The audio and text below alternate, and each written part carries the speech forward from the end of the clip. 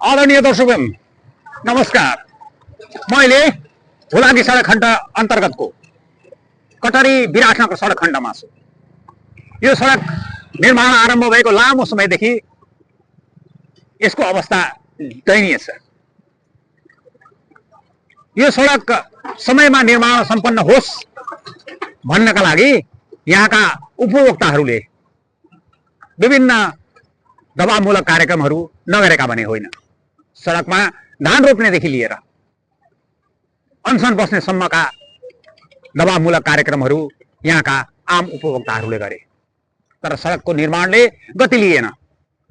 हरेक पटक यहाँका जनप्रतिनिधि र यहाँको जिम्मेदार निकायले आएर आश्वासन मात्रै दिइरहे, तर सडक निर्माणले गति लिएन।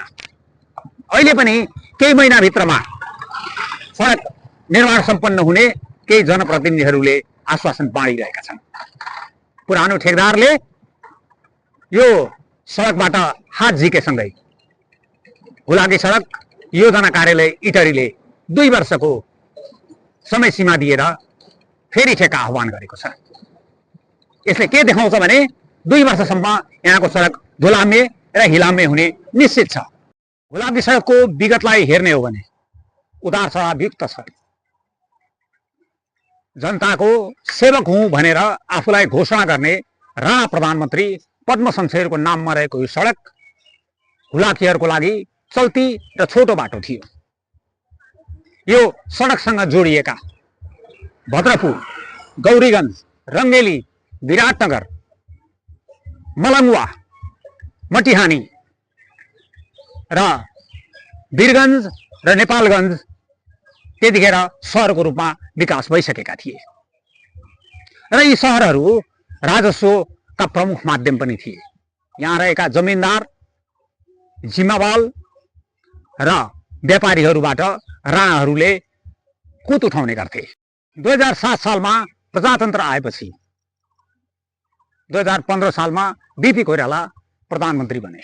उनले यो सडकको महत्त्व बुझेर यो सडकलाई अगाडि बढाउने निर्णय गरे र यसको शिलान्यास पनि गरे।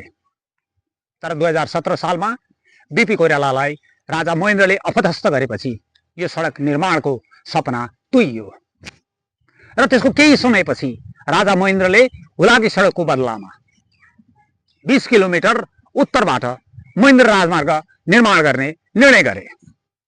यो हुलाकी सडक भारतको सीमा नजिकबाट जाने भएको हुँदा यहाँको विकास र यहाँको भूराजनीतिले भोलि आफूलाई अप्ठ्यारो पर्छ भन्ने बुझाइ राजा महेन्द्रको थियो र यो उनको निर्णयले गुलजार बनेका यहाँका सहरहरूको चमक र रङ हराउँदै गयो र यिनीहरूको विगत हाम्रा गाउँघरहरूमा बाजे बजैहरूले सुनाउने एकादेशको कथा जस्तो बन्यो।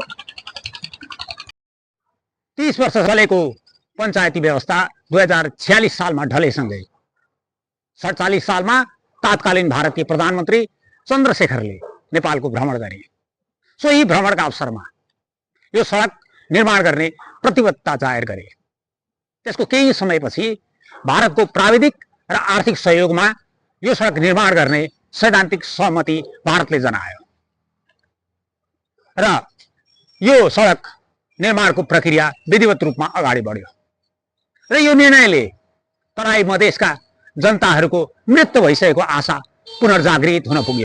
1 करोड भन्दा बढी जनसङ्ख्याको धार्मिक, आर्थिक र सामाजिक क्षेत्रसँग जोडिएको यो सडक झापाको केचनादेखि कञ्चनपुरको दोधारा चाँदनीसम्म फैलिएको छ।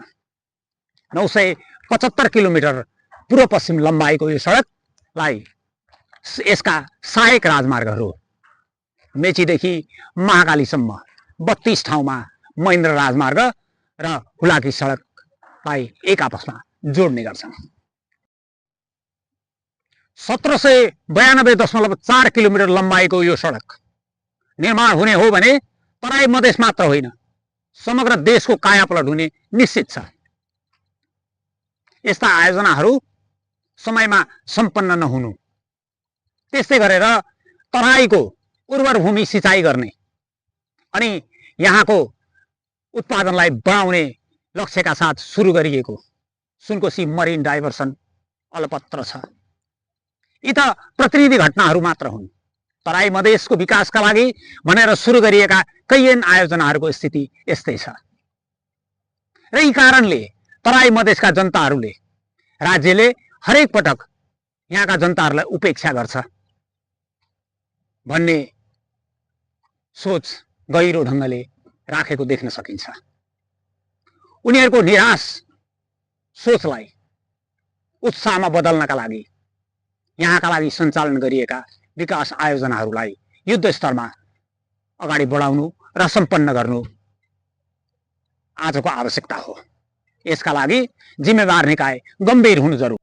र अन्त्यमा हुलाकी सडकसँग जोडिएका अनि इतिहासको कालखण्डहरूमा गुलजार बनेका सहरहरू भद्रपुर, गौरीगञ्ज, रङ्गेली, विराटनगर, राजविराज, लहान, धनुषाधाम, जनकपुर, कलैया, गौरदेखि वीरगञ्ज, ठोरी र नेपालगञ्जदेखि कञ्चनपुरसम्मका सयौं साना सहर र बस्तीहरूका हृदयस्पर्शी कथाहरू हामी आगामी दिनहरूमा यहाँहरू समक्ष प्रस्तुत गर्नेछौँ। यहाँहरूको माया, यहाँहरूको सहयोग र सद्भावको अपेक्षासँगै यो सामग्री तयार गर्नका लागि सहयोग गर्नुहुने सञ्चारकर्मी चन्दन कुमार पासवानप्रति आभार व्यक्त गर्दै आजको लागि यति। नमस्कार।